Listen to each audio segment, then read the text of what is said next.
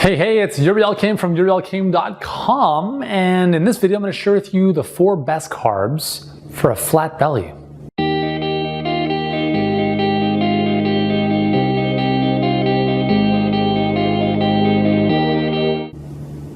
Yes, carbs can actually help you burn fats and give you a little flat belly. As you can tell, I'm not a really heavy guy and I eat a good amount of carbs. But again, the right carbs are the key. We're not talking about breads and pastas and cereals. I'm not talking about that glass case of food that you see at Starbucks. Those are the foods, those are the carbs that are like, those are the problems in North America in terms of diabetes, obesity, blood sugar issues. All of that stuff can be related to those very specific pastries, nonsense that you see at Starbucks, at Dunkin' Donuts. That's the stuff you want to stay away from. But did you know that carbs are also fruits and vegetables and beans and legumes? Those are also sources of carbs. So here I want to share 4 of my favorite ones, and some of them are actually pretty controversial. So let me know what you think. Okay, so first and foremost, I want to suggest that unripe bananas are very good for you.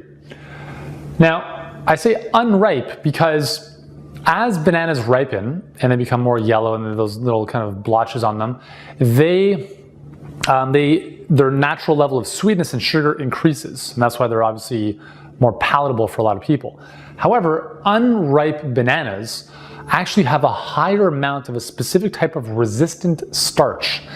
Resistant starch is a type of starch that your body does not digest. It doesn't absorb it into the bloodstream, which means that it doesn't impact your blood sugar in a negative way, like, for instance, very ripe bananas would. Resistant starch, there's 4 different types. I'm not going to bore you with the science, but let me tell you this. Resistant starch is food for your good bacteria. And one of the byproducts of the breakdown of resistant starch is butyric acid. And butyric acid is one of the most important short-chain fatty acids for healing your gut. Why does that matter? Well, your gut is command central along with your brain for pretty much everything in your body. So if you want to lose weight, a large portion of it is what is happening within the microbiome, within the gut world of bacteria in your colon. If you want to improve that, in addition to taking a good probiotic, for instance, you want to be feeding those probiotics, those good bacteria, with prebiotics or food for the bacteria. And unripened bananas give resistant starch a great source of food for those good bacteria without it impacting your belly, your waistline, or your blood sugar in any way, shape, or form. So they're amazing. Number 2 are cooked, then cooled potatoes. Yes, you can have white potatoes, but if you cook them properly, you can enjoy them just like unripe bananas. So here's the thing, white potatoes generally, if you cook them and mash them up, they're generally higher glycemic, they're gonna spike your blood sugar a little bit. Not the best thing for diabetics to be eating. However, if you boil them or cook them, put them in the fridge, let them cool down, what happens is an expansion of resistant starch inside the potato. Yep. Not the same type of, again, I mentioned those 4 different types of resistant starch. The ones in potatoes are a little bit different, but still very powerful. So for instance, one of my favorite recipes is a cold potato salad, because I can enjoy the potato salad and know that I'm giving my good bacteria some tremendous food that they can enjoy and heal my gut in the process. If you don't want to do that, you can also use raw potato starch or unmodified potato starch, which you can find at your health food store. It's not the same as potato flour, okay? Very different. You want unmodified or raw potato starch, add a tablespoon into a glass of water. That's it, order your smoothie. Now, if you feel a little bit of gastric distress, that's okay.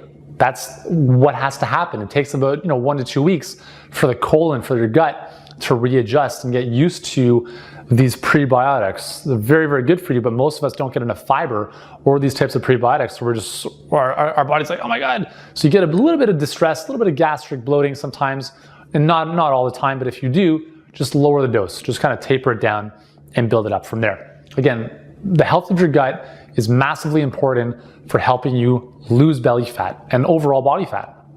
I've talked about this in numerous other videos, but just one example is that if you've got too much bad bacteria in your gut, they will spew out lipopolysaccharides, which are a dangerous toxin that have not only been shown to increase the size of your fat cells, but create new ones. So I don't know if you know, I mean, I don't want that. So if you, I hope not. So anyways, your gut is really important. Okay, so those are the first two. Second or third we'll talk about is berries. Blueberries, raspberries, strawberries, anything that ends in berry. You can actually include cherries in this too, are amazing for you. Very low glycemic index, they're not gonna spike your blood sugar, and if your blood sugar doesn't get spiked, then insulin is not gonna be released into high quantities, and that's good because if you have too much insulin, then you're gonna store, it's a storage hormone, it's gonna take all that sugar out of the blood, store it in your fat cells, and that's not a good thing. Okay, so anything you can do to mitigate the insulin response is gonna be very important for your ability to lose weight and keep it off. Berries, very high in antioxidants, low on the glycemic index, they're tremendous, and they taste amazing, right?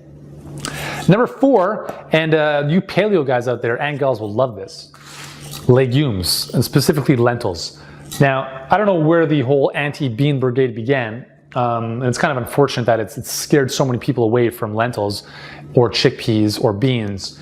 And yes, they'll give you a little bit of a tummy upset sometimes. They'll make you a little bit gassy, but that, again, same reason as with the resistant starch, that there's a good amount of fiber in here that, you're a different type of fiber, oligosaccharides and stuff like that your body is not necessarily used to. However, the research conclusively shows that increased intake of legumes and beans decreases our risk of cardiovascular disease. It also helps us lose weight, which is amazing, and they taste awesome, right? So if you're looking for a great source of carbs, which half of which is about fiber, and protein, 1 cup of lentils is going to give you 16 or so grams of protein, which is significant, right? That's a great meal right there. So you can add this into soups, stews, on its own on the side of something else, and a tremendous source of carbohydrates.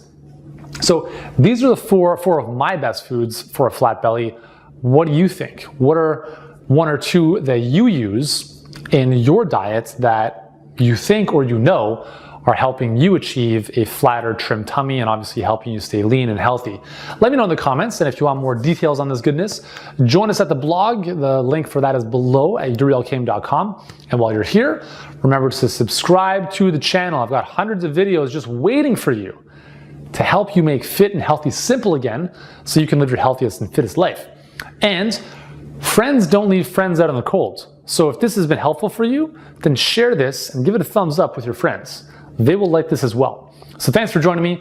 I'm Uriel Came, and I will see you in the next video coming your way very shortly.